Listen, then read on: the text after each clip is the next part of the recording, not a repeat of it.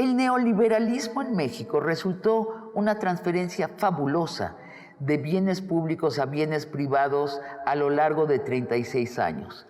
Palabras de Ana Lilia Pérez en su nuevo libro Los hijos del neoliberalismo. Un mapa detallado con nombres, mecanismos y números. Hoy lo hablamos con la misma Ana Lilia Pérez, una de las periodistas imprescindibles de México. Bienvenidos a Largo Aliento.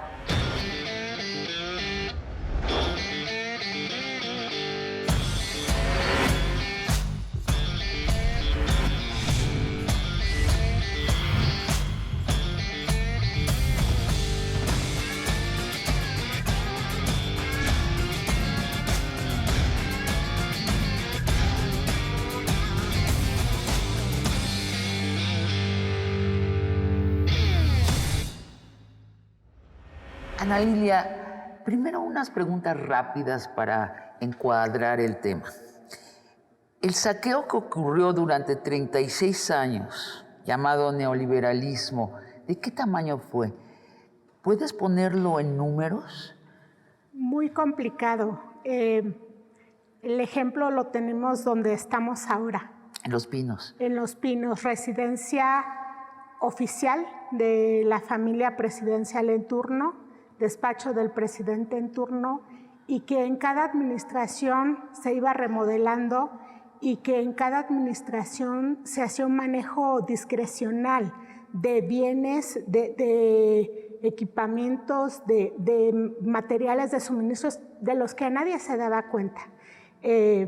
Por ejemplo, si revisas cómo fueron transitando los inventarios, no hay precisión de ello y es solo un botón de muestra. Es decir, que no existen los números del saqueo del neoliberalismo, pero estamos hablando de trillones de dólares. Y de años y años de saqueo de distinta índole en múltiples sectores. Ahora, el relato neoliberal era que México se iba a enriquecer cuando los bienes comunes fueran convertidos en bienes privados y manejados por empresarios privados, porque ellos saben administrar mejor que los corruptísimos y tontísimos burócratas. ¿Se enriqueció México en esos 36 años? O te cambio la pregunta por otra que creo que es más precisa. ¿Quién sí se enriqueció en esos 36 años y quién no? Bueno, para empezar habría que recuperar aquello que decía Miguel de la Madrid cuando comenzó la ola de privatizaciones. Discursos como el que el Estado es muy obeso, hay que quitarle obesidades y lastres. Y en esa liposucción del Estado, pues se fueron entregando esos bienes de los más lucrativos a empresarios. O sea, los que sí funcionaban. Que eran altamente productivos, vamos, eran de sectores estratégicos. La muestra está en que esos mismos sectores que se le habían quitado al Estado porque eran obesidades, dicho en esos términos, pues dieron pie a que se crearan las fortunas más fabulosas, las que llegan a las revistas que cuantifican a los multimillonarios a nivel mundial. Creamos al hombre más rico del mundo, Carlos Slim, gracias a que él compró, bueno, sí compró, ¿no? Quitemos las economías, compró la telefonía mexicana. Sí, si tú revisas quiénes aparecen en las portadas, en las revistas que cuantifican esas grandes fortunas, hay dos tipos de fortunas que se vinculan a la riqueza del Estado en el caso mexicano. Uno tiene que ver con las privatizaciones, quiénes fueron los beneficiarios de esas privatizaciones, y dos, aquellos corporativos que se vinculan con contrataciones que vienen desde el Estado con la adquisición de bienes, la adquisición de servicios. Es decir, dos tipos de fortunas que están directamente vinculadas al modelo de contratación, porque en México el gobierno es el que más genera contrataciones públicas. ¿Y el mexicano medio le fue bien, mejor en el neoliberalismo económicamente? Lo que ocurrió fue que se ampliaron esas brechas de desigualdades, ¿Qué pasó con la mayor parte de la población? Bueno, aun cuando la Constitución se marcaban derechos, pues que debía garantizar, derechos mínimos que debía garantizar el Estado, que vienen de aquel modelo de constitución a partir del régimen, de todo el proceso revolucionario, todas las garantías que marcaba la Constitución, pero en la vida real no ocurría así. Se fueron deteriorando realmente tener de manera efectiva esos derechos. Por ejemplo, la Constitución dice que debemos tener salud asegurada, educación asegurada, transporte, vivienda digna. Todo eso no estuvo. Todo eso se fue, yo lo llamo desarticulando. Te pongo un ejemplo, el tema de salud. El deterioro en el sistema de salud no es algo de tiempos recientes. Lo que no se privatizó en esa primera oleada de privatizaciones se fue subrogando. ¿Te suena esa palabra? Sí, cómo no, pero explícala, por favor. Este modelo de subrogación, de entregar a privados, mediante mecanismos de contratación o subcontratación, aquellas funciones que debía realizar el sistema de salud pública. Sí. ¿Qué se subrogó? De todo, incluido el tema de las guarderías, que es algo que nos resulta como más conocido por aquella tragedia de la guardería ABC, donde se subrogaba este modelo de cuidado de los infantes, donde el Estado se lavaba las manos de las obligaciones que sí tenía, por lo menos para revisar las condiciones mediante las cuales se estaba prestando ese servicio. Y ese modelo se fue aplicando en todas partes. Pero además era un modelo ilegal. Y ese modelo dio pie, por ejemplo, a que, aún sin modificaciones constitucionales, también se fuera desarticulando en el día a día la operación en sectores estratégicos. Te voy a preguntar puntualmente sobre 2 sectores y no más. En tu libro tratas varios, precisamente nada más para que nuestros teleespectadores tengan un sabor de la precisión de tu relato. Lo que es fascinante de tu libro, como de tus anteriores libros, es que son mapas de la realidad muy precisos, con nombres y apellidos, con números y con métodos. Entonces, te sigo preguntando estas preguntas generales sobre el neoliberalismo. En tu libro se mezcla lo legal y lo ilegal, lo que se hizo ajustado a la teoría neoliberal y lo que fue corrupción dentro de todos estos manejos. ¿Cuánto fue política neoliberal y cuánto fue corrupción? Y te lo pregunto porque hay todavía quien dice hoy que no nos fue bien en la época neoliberal por la corrupción, que si no hubiera habido corrupción estaríamos en jauja. Bueno, mucho hay de eso. El elemento corrupción sin duda fue clave, pero no necesariamente, si le quitáramos ese elemento de corrupción, no necesariamente hubieran funcionado las cosas como se prometían. En este libro yo planteo una parte teórica para que se comprenda un poquito de dónde venían estas ideas, pero también lo conecto con dónde se estaban aplicando esas ideas antes de que en México se impusieran, se aplicaran. El caso de Chile. Que es el primer lugar. El primero y el que históricamente se fue identificando como el laboratorio del neoliberalismo en la región. ¿Y por qué era importante tocar este caso? Y el caso de Thatcher también en Europa, el caso de Reagan en Estados Unidos, porque había asesores en común, los famosos Chicago Boys, que en el caso chileno pues fueron incorporados por la dictadura de Pinochet para encargarse precisamente del gabinete hacendario y para aplicar ese tipo de políticas en plena dictadura. Y eso nos va también dando explicaciones de por qué Thatcher era tan amiga de Pinochet, y aun cuando estaba él, por ejemplo, bajo arraigo domiciliario, ya reconocido el genocidio, ya bajo un arresto que había logrado sacar adelante el juez Garzón, porque Thatcher va y le refrenda su apoyo y tomaban el té juntos. Y él le llevaba galletitas, ¿sí? Así es. ¿Qué ocurre en esos países? Pues cuando yo reviso, no era tan, no fue, digamos, si planteáramos en términos de lesividad, como en el caso mexicano.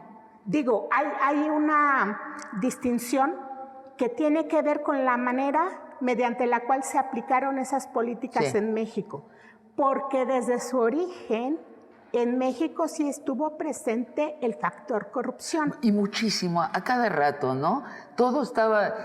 Hablas mucho de una de las figuras centrales del neoliberalismo, del contratista, ¿no? El funcionario que firma los contratos con grandes empresas nacionales o transnacionales y siempre se llevaban una propina muy grande. Sabemos que Lozoya cobraba $500,000 por platicar con él, ¿eh? No por cerrar un trato, sin nada, perdón, $50,000, nada más por el honor de presentarle un proyecto. Entonces, y además lo que se dice poco es que esta mochada que se llevaba, esta propina que se llevaba el contratista, también implicaba que iba a hacer contratos que no favorecían a México, sino favorecían al comprador. Te lo sintetizo en el modelo Odebrecht. ¿Por qué? Una empresa de origen brasileño que tiene presencia a nivel global y que crea toda una oficina de sobornos. Su oficina de operaciones estructuradas le llamaban. Totalmente, incluso en el Excel de los gastos, porque Marcelo Odebrecht era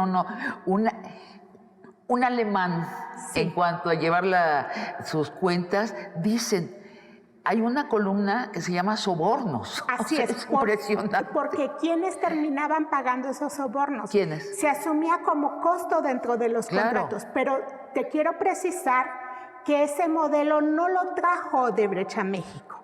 Es decir, era un modelo que ya en México se aplicaba. En algún tiempo, para mis otros libros, yo platicaba mucho con ejecutivos, con empresarios de petroleras a nivel global y que planteaban, en México no hay otra manera de hacer negocios si no destinas una parte para los sobornos. Casos conocimos muchos. Bueno, yo expuse muchos de esos casos. Pero quiero agregar a esta descripción que has hecho del modelo de contratismo que se genera a partir de lo que no se privatiza, se subroga o se contrata mediante diversas modalidades. ¿Qué pasa en el nivel de mayor deterioro? ¿Qué pasa en el nivel de corrupción más alta? Dio pie al involucramiento del crimen organizado como contratista, como todo un mecanismo también para desviar recursos, como mecanismos de lavado de dinero. Por eso el tema del huachicol, por eso el tema de hacerse de gasolineras o empresas vinculadas a todo el sector energético también fue tan atractivo para grupos, cárteles de la droga y grupos del crimen organizado. Ana Lilia, tratemos someramente, pero un tema con más detalle, que conocemos los mexicanos, nos suena mucho, reconocemos de qué se trata, para que nos des con esta maqueta se pueda entender qué sucedió en los otros sectores. Pemex, hablas de que hay un proceso de varias etapas. La primera es la chatarrización o la pauperización. ¿De qué se trató eso? ¿Y en qué época? Bueno, viene de lo que no se privatizó. El gobierno priista, ¿te imaginas si hubiese planteado privatizar petróleos mexicanos? Trató, ¿no? ¿Qué hicieron? Sí. Lo fueron desmantelando de a poco. Das un ejemplo muy concreto de una... No me acuerdo si es, un lugar, una planta específica que van quitando las cosas. Primero, fueron imponiéndole ese modelo de contratación, de subcontratación y que, insisto, en este tema, en este mecanismo del deterioro al máximo, llega hasta el involucramiento del crimen organizado. En la parte cotidiana, la parte operativa, la mayor parte de funciones se fue dejando en manos de privados, y esto es algo que documenté ampliamente en mis otros libros. En el Cártel Negro. En el Cártel Negro, en Pemex RIP, en Camisas Azules, Manos Negras, el saqueo de Pemex desde Los Pinos, es decir, se va documentando. O sea, pero creo que narras una plataforma que le van quitando concretamente el piso, Así es, las paredes, las ventanas. Allá voy.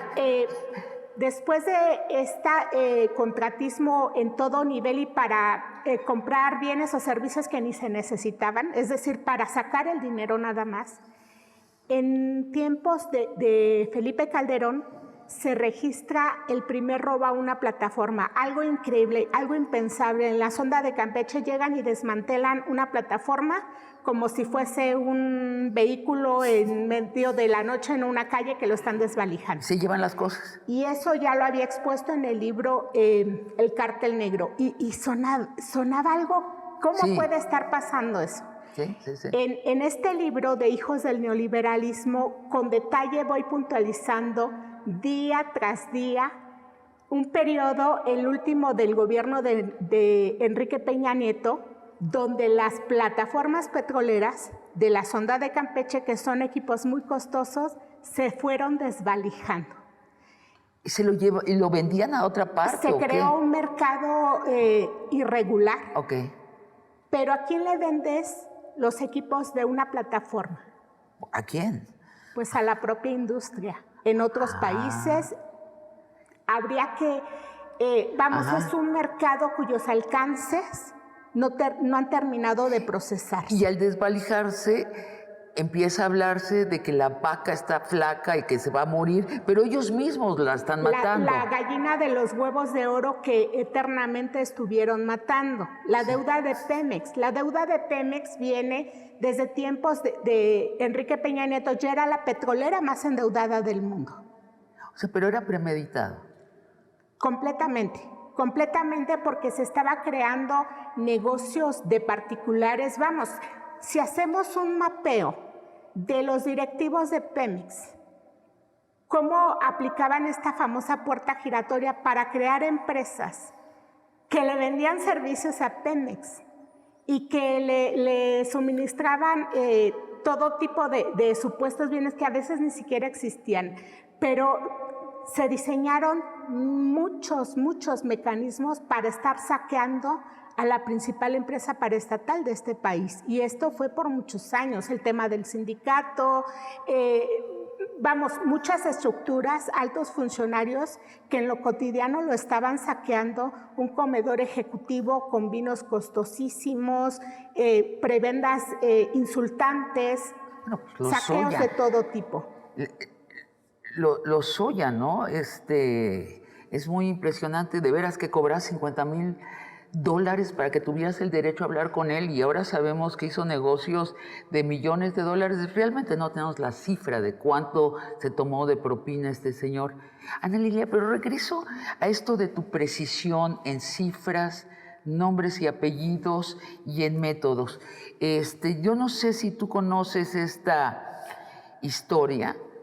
De todos modos la quisiera narrar, que el presidente López Obrador, antes de ser presidente, estaba en su departamentito de Cupilco leyendo tu libro El Cártel Negro muy despacio, subrayándolo, hoja por hoja leyéndolo, y mientras lo leía iba planeando cómo iba a resarcir los daños si llegaba a la presidencia. Y además lo hizo en el orden de tu índice. O sea, primero trató el huachicol, en esos momentos en donde México se paró porque no había gasolina en las gasolineras, pero todos estábamos muy contentos porque algo se iba a hacer con la corrupción en este país. Después invirtió dinero en Pemex para suplir la pauperización, y después lo puso a trabajar, e incluso parece ser que es un buen negocio ahora Pemex para el Estado. ¿Te da gusto conocer esta historia de un hombre que será presidente leyendo uno de tus libros y así planeando su proyecto de país? Cuando recuerdo esa historia, recuerdo también el costo que tuvo para mí como periodista hacer esa investigación. En su momento. Eran tiempos del gobierno de Felipe Calderón. Yo había publicado el libro Camisas Azules, Manos Negras, el saqueo de Pemex desde Los Pinos, donde estaba exponiendo en tiempo real cómo los gobiernos de Vicente Fox, ya lo había publicado, cómo los hijastros del entonces presidente Fox hacían gestorías para esa empresa Oceanografía. Fui la periodista que expuso ese caso. Cómo Felipe Calderón, desde que estuvo como secretario de Energía y después en su gobierno, iba desmantelando las paraestatales, no solo Pemex, sino las empresas del sector eléctrico en las cuales tenía intereses personales, él y sus más allegados. Y esa investigación de Camisas Azules, Manos Negras, que el subtítulo, bueno, es muy preciso de lo que estaba ocurriendo, el saqueo a Pemex desde Los Pinos. Desde estas instalaciones se fraguaban esos atracos. ¿Y te tuviste que ir de México? Después, en esa indagatoria a mucha profundidad me llevó a descubrir esos vínculos de contratistas, de personal de Pemex, ya con cárteles de la droga, ordeñando pipas, ordeñando ductos. Toda esa indagatoria que dio origen al libro El Cártel Negro. Pero es una investigación periodística que a medida que la estaba desarrollando y al descubrir el involucramiento también del área de seguridad de Pemex, integrada por militares y exmilitares, se tornó en un asunto mucho más riesgoso. Es decir, yo no tenía muy claro, como nos ocurre en el periodismo de investigación, los alcances que podía tener ya en la indagatoria misma. Y la respuesta de ese gobierno de Calderón fue de represión contra mí, de amenazas de muerte, de agresiones, de tener que salir del país. ¿Quién te amenazó de muerte, concretamente? Funcionarios de su gobierno. ¿Puedes decir nombres? Está precisado en recomendaciones que en su momento hizo la Comisión Nacional de Derechos Humanos. Se hizo una recomendación. Está precisado también en informes de la Comisión Interamericana de Derechos Humanos. Yo sugiero que los revisen en esos informes. Y te tuviste por amenazas de muerte, te fuiste a Alemania. Vamos a un corte y regresamos. Vamos a hablar de la electricidad, el saqueo fabuloso del neoliberalismo en el sector de la electricidad. Volvemos. Calderón hizo actos ilícitos a sabiendas que eran ilícitos para enriquecerse. ¿O no? Era una cuestión que él creía que era lo mejor para México. Pero pues estaba contraviniendo la Constitución en muchos sentidos. Pero en esos momentos, salvo algunos periodistas que hacíamos investigaciones, no se le decía nada. No se le decía nada. Pero quiero decir, ¿la mala intención existe o no existe? Me parece que buena parte de la clase política mexicana fue viendo el servicio público como una manera de enriquecimiento personal. Por eso uno de los capítulos de mi libro se llama Los cínicos sí sirven para este oficio.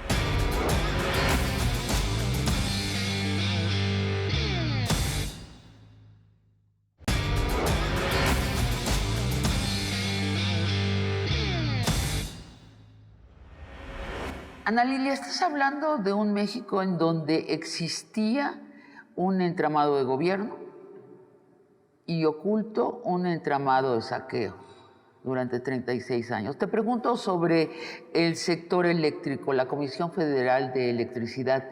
La quisieron mucho desarmar, ¿verdad? Totalmente. Alcanzaron a extinguir luz y fuerza del centro y volvemos a aquel periodo donde Felipe Calderón entró como secretario de Energía. En tiempo real, en esos momentos, yo publiqué investigaciones. Una de ellas decía, mediante permisos de autoabasto, privatizan el sector eléctrico. Y es lo que estaba ocurriendo.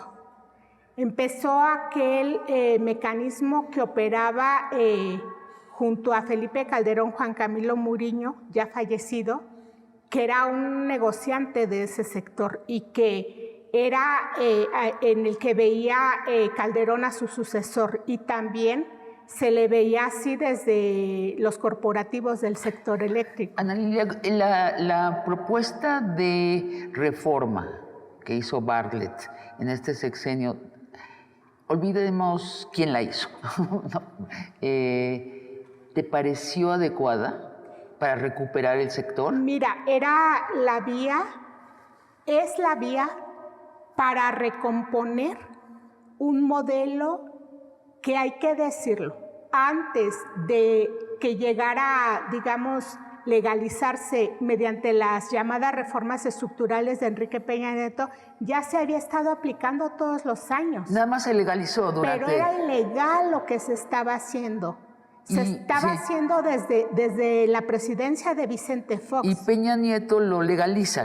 Así es, y legaliza ese modelo que ya había llevado a que Felipe Calderón, muy al estilo de gobernar del represor, en un operativo policíaco y de militares vestidos de civil que organizó Genaro García Luna, ocuparan las instalaciones de Luz y Fuerza en una noche cuando México se jugaba el pase del fútbol hacia el Mundial de Sudáfrica, y él reconocería años después cómo se aprovechó de ese momento. Lo dice con gran emoción, qué inteligentes fuimos. Yo diría que con gran cinismo, con un enorme cinismo, y reconoce cómo hizo uso, cómo se aprovechó de esa efervescencia que vivió el país para ocupar instalaciones de una empresa emblemática, por lo que representaba la empresa, por lo que representaba su sindicato, pero particularmente porque era un plan que él había venido operando desde hacía mucho tiempo.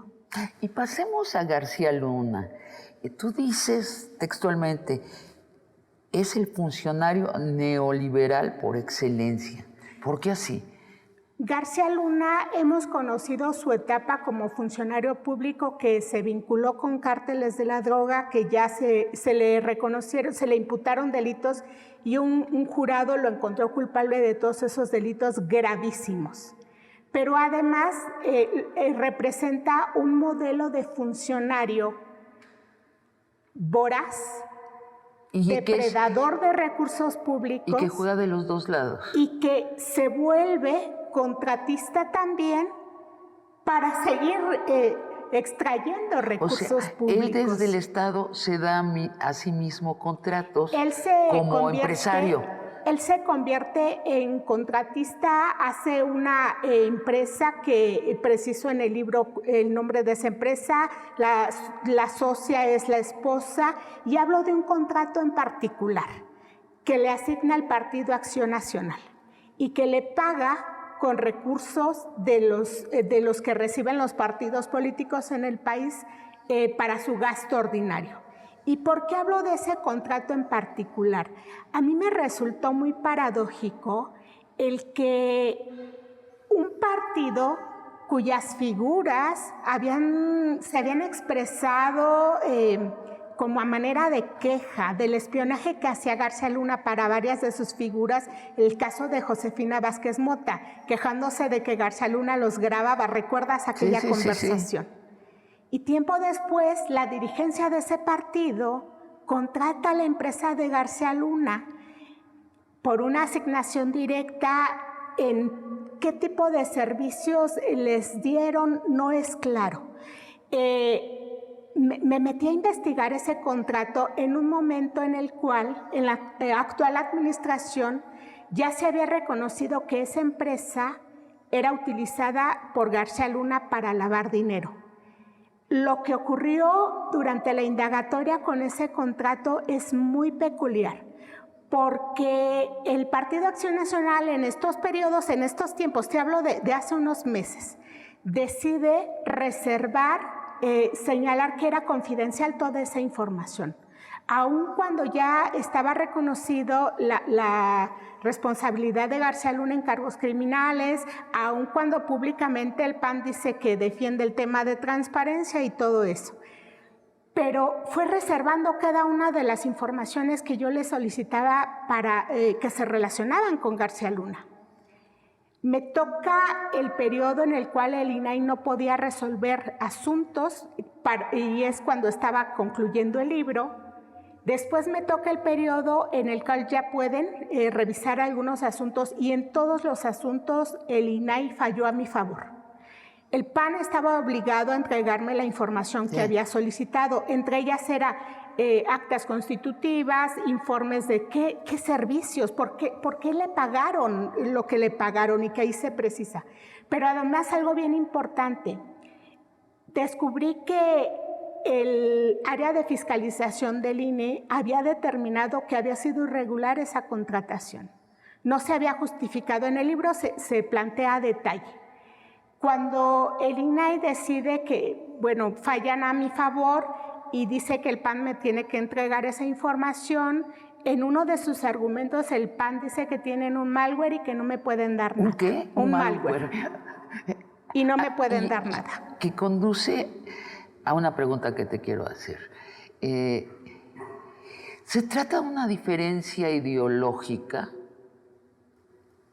de nosotros los que somos de izquierda con los neoliberales, o se trata de que ellos se volvieron unos ladrones? Es muy importante la precisión. Mira, yo lo veo de otra manera. A mí me parece que la corrupción sí ha sido el principal problema en nuestro país, que es un asunto que no se ha combatido a cabalidad, que mucha responsabilidad tiene la Fiscalía actual, pero mucha responsabilidad se tiene también en la designación en cargos públicos de funcionarios que no velan por el interés público, sino por sus propios intereses. Y que no se les sanciona mientras no se les para. Que no se les fincan responsabilidades. Pero te pregunto, por ejemplo, Calderón específicamente.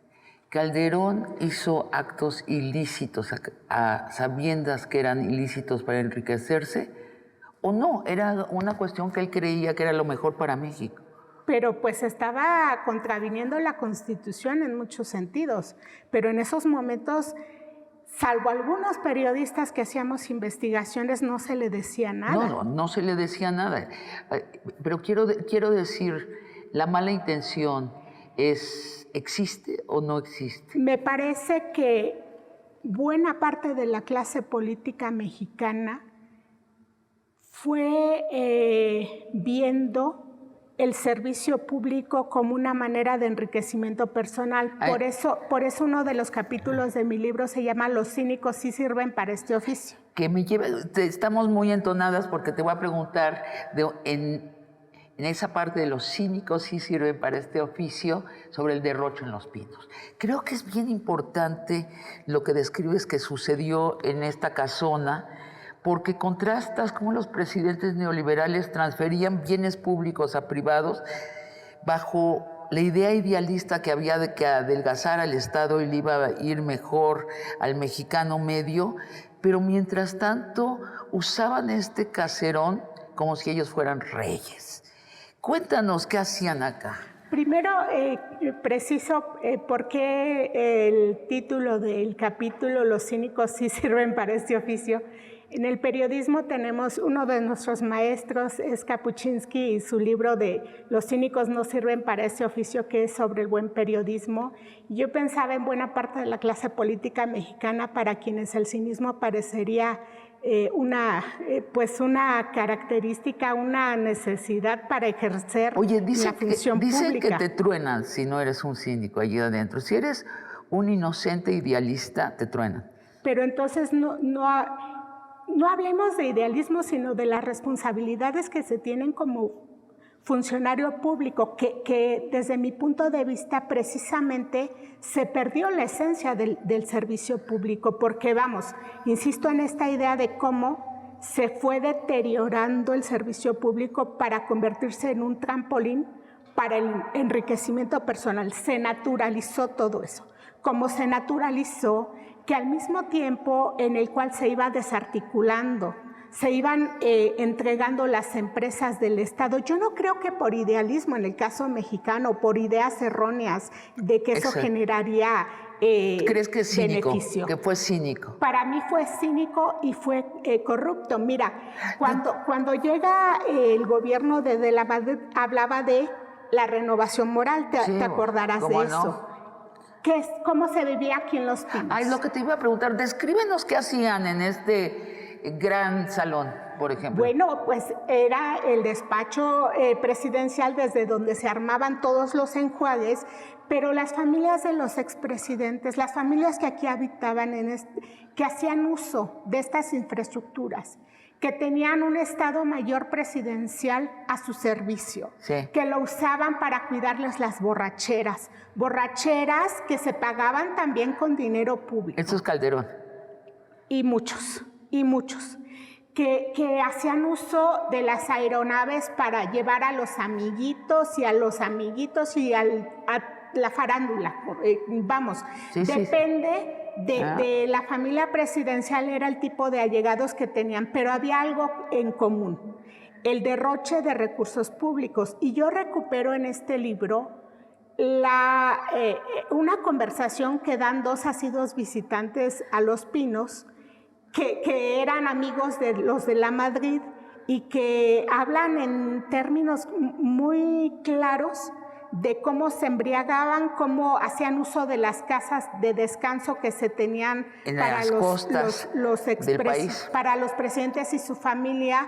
Es decir, para mí es un retrato preciso de la frivolidad y el derroche que se hacía de las instalaciones asignadas a la familia presidencial. Oye, Ana Lilia, pues para tu segunda edición que vendrá pronto del libro, te cuento esto que cuentan los guardias de aquí de Los Pinos. Y dicen que el último día que Peña Nieto y la Gaviota estuvieron acá, llegó en la noche 3 camiones de redilas y se llevaron muebles, obras de arte, vajillas, escritorios, todo propiedad de la nación, no de ellos. Y pues y también esta cosa de que nuestros gobiernos unos a los otros se protegen y perdonan. De allí quiero que pasemos a nuestra parte de conclusiones, en donde te voy a preguntar sobre el sexenio actual. Para empezar, preguntarte, el presidente López Obrador en campaña, cuando era candidato, prometió llevar a juicio a Fox, Calderón y Peña. Te quiero preguntar qué pasó, por qué no fueron a juicio. Vamos a una pausa y regresamos. Ahora sabemos que la llamada guerra contra el narco, pues tenía un comandante que jugaba de los dos bandos y que favorecía al cártel con el que estaba asociado y desfavorecía al otro. Pero vaya, no es la guerra que nos contaron oficialmente. Pregunta, ¿tienes indicios si Calderón sabía o no sabía de esta traición interna de García Luna? Mira, yo no creo que él haya sido ajeno a lo que hacía García Luna. En ese mismo periodo en el que oficialmente había una guerra contra grupos criminales, es cuando detona el tema del huachicol. Pero el huachicol ya como un negocio de grupos criminales también. Es decir, oficialmente se les estaba combatiendo, pero se les dejaba robar combustible y hacer negocios. Y Calderón no pudo ser ajeno a ello. Publiqué durante su gobierno lo que estaba ocurriendo y la respuesta fue agresiones en mi contra.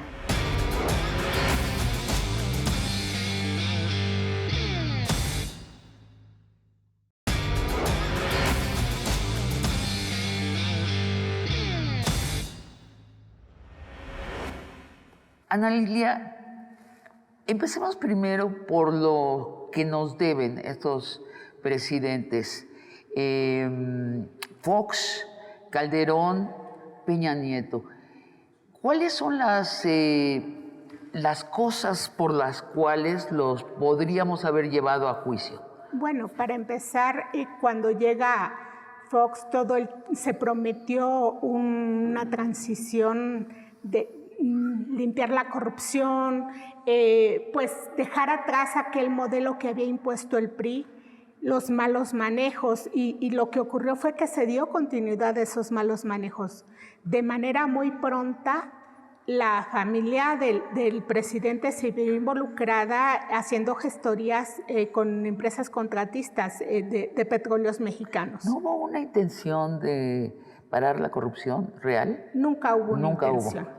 Se quedó en el discurso. Lo que ocurrió con Fox fue que a la sombra de los pinos fue acumulando riqueza, sale de los pinos y aparece como socio, como accionista de muchas empresas y todavía vendiéndole servicios al gobierno de Enrique Peña Nieto. Y sus hijastros. Los hijastros igual. Y los hijos también, porque había un hijo de él que trabajaba con una empresa de transporte que a su vez le prestaba unidades a la Fundación de Marta Sahagún. Es decir, eran ahí intereses que se iban mezclando, pero para beneficio de la familia presidencial. Calderón. Bueno, Calderón, todo ese desmantelamiento tan lesivo de las empresas principales del Estado, para terminar él empleándose como asesor de una de las empresas que habían sido favorecidas. Es decir, hubo un impacto, además de la llamada guerra contra las drogas, que generó tanta violencia que germinó en mucho de lo que seguimos arrastrando hasta la actualidad.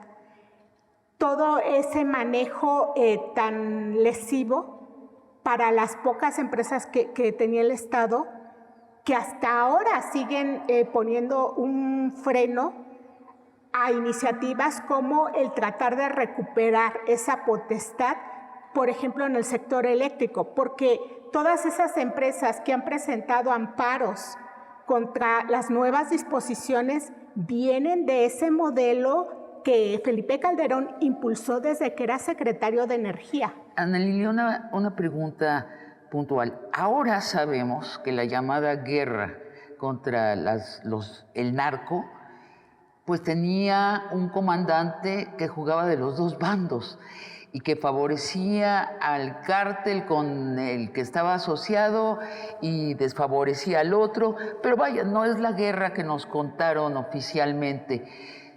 Pregunta, ¿tienes indicios si Calderón sabía o no sabía de esta traición interna de García Luna? Mira, yo no creo que él haya sido ajeno a lo que hacía García Luna, pero te voy a plantear también lo que ocurrió en el sector energético, porque pude documentarlo. En ese mismo periodo en el que oficialmente había una guerra contra grupos criminales, es cuando detona el tema del huachicol, pero el huachicol ya como un negocio de grupos criminales también. Es decir, oficialmente se les estaba combatiendo, pero se les dejaba robar combustible y hacer negocios, incluso a nivel internacional. ¿Sabes qué hacían los grupos, los cárteles de la droga? En algún periodo, en ese periodo, para ellos decían que era más lucrativo el negocio del huachicol que la venta de drogas, porque incluso tenían como clientes a petroleras estadounidenses a las que les llevaban el combustible que le robaban a Pemex. Y Calderón no pudo ser ajeno a ello. Publiqué durante su gobierno lo que estaba ocurriendo y la respuesta fue agresiones en mi contra. Peña. Bueno, la llegada del nuevo PRI. Tú lo llamaste el banquete de la plutocracia, esa época. Sí, ¿qué hace Peña Nieto? Bueno, todos recordamos aquella campaña que se le planteaba como el Salvador de México, aquellas reformas estructurales que no eran sino la continuidad de la imposición de estas políticas mediante las cuales se quería terminar de desarticular al Estado, se quería seguir imponiendo estas medidas tan lesivas que resultaron un fracaso. Te pongo un ejemplo con la llamada Cruzada Nacional contra el Hambre, que era su programa estelar, que se destinaron muchos recursos y que terminó en un fracaso.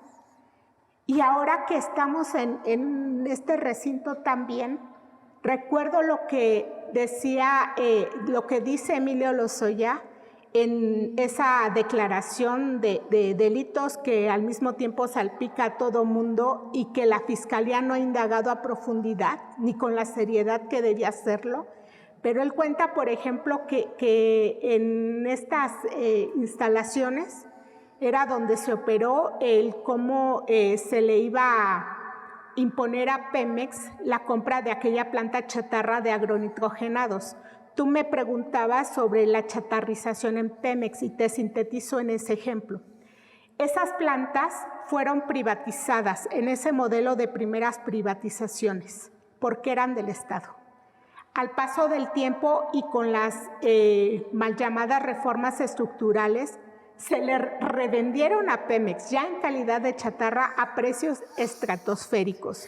Ajá. Y dice Lozoya en ese documento que circuló muy ampliamente que desde acá se operó el cómo se tenía que imponer a Pemex esa compra. Yo tuve acceso a las actas del Consejo de Administración el día que Emilio Lozoya hizo la presentación ante el Consejo de esa planta y, bueno, planteaba todas las bondades tal cual como pretendiendo engañar al Consejo y al final terminó por imponerse esa venta, pero que no sería posible sin las complicidades, yo digo, del propio Consejo. Entonces abundan las responsabilidades de estos 3 sexenios.